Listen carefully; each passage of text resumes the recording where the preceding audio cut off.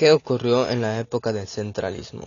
Para 1835, los centralistas tomaron el poder de México y desde la Ciudad de México, Santa Anna, centralista, nombró al gobernador de Yucatán.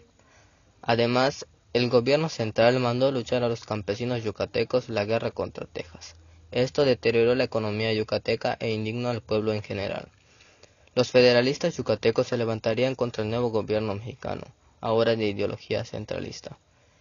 Ya en la Ciudad de México, sede del gobierno centralista de Santa Anna, los tratados de Andrés, Quintana Roo y Yucatán fueron ignorados.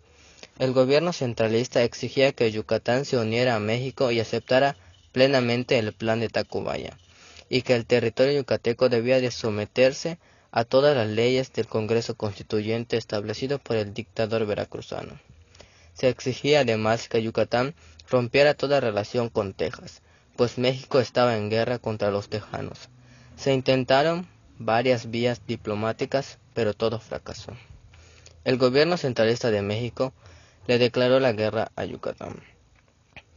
El 6 de marzo de 1841, estando en junta el primer ayuntamiento constitucional de Mérida, irrumpió en la sala un grupo de personas encabezados por Miguel Barbachano y Terrazo, futuro gobernador de Yucatán. Sin violencia y sin armas, solicitaron al Cabildo que se haga la petición al Congreso, requiriendo la independencia de Yucatán. Al aceptar el ayuntamiento, se desató la euforia del grupo y se dice que hubo un atronador y unánime aplauso.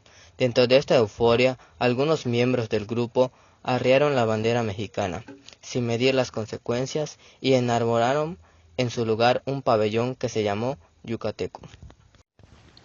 Hacia 1841, en México se vivía un conflicto político entre el gobierno de corriente centralista, que facultaba al presidente para designar gobernadores, así como otras decisiones de los estados tomados desde la capital del país, en oposición a la corriente que opta por una forma de gobierno federal que defendía la división de poderes y otorgaba autonomía a los estados.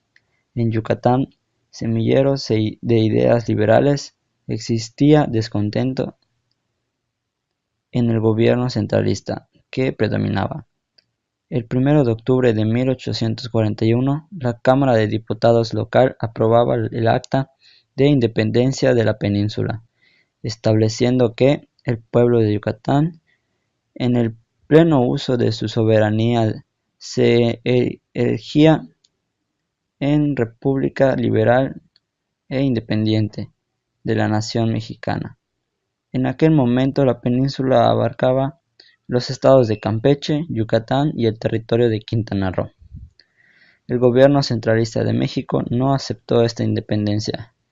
Por un lado, envió una avanzada militar para enfrentar a los separatistas en lo que hoy se conoce como Hacienda Pacaptún en Mérida.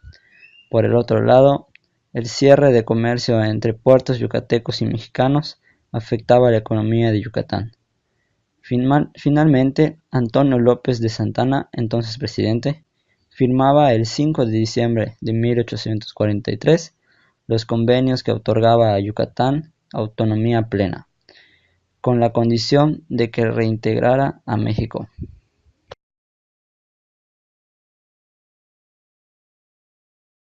Barbachano y Terrazo.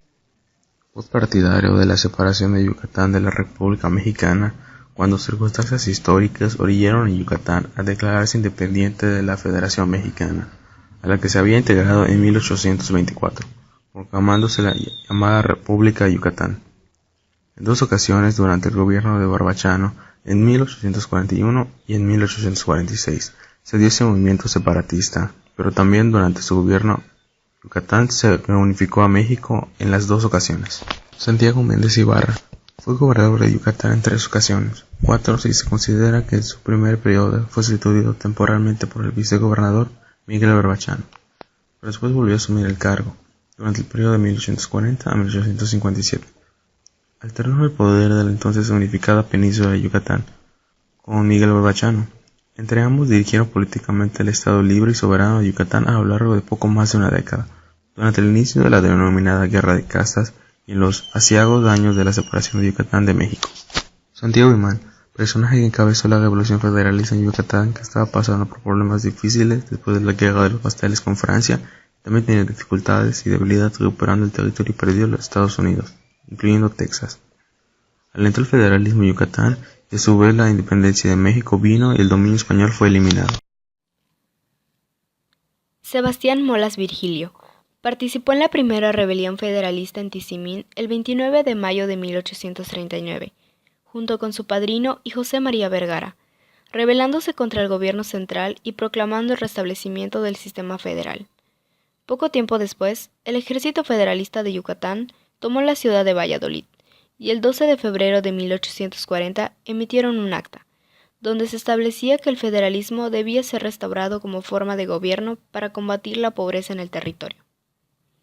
Jacinto Pat, aprovechando la experiencia bélica y las armas que habían acopiado en las continuas batallas que el estado de Yucatán sostuvo con el ejército del gobierno centralista de México, que Antonio López de Santa Anna había enviado para forzar la reunificación de la península a México, guerra en la que los mayas habían sido pieza fundamental para la defensa de la península de Yucatán, planearon el movimiento rebelde 3 líderes indígenas: Manuel Antonio Ay, cacique de Chichimilá; Cecilio Chi, cacique de Tepich; y Jacinto Pat, hacendado y cacique de Tiosuco.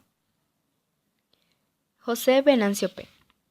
fue un caudillo maya mexicano que junto con Jacinto Pat, Florentino Chan, Cecilio Chi y Manuel Antonio Ay encabezó a los rebeldes mayas durante la denominada Guerra de Castas.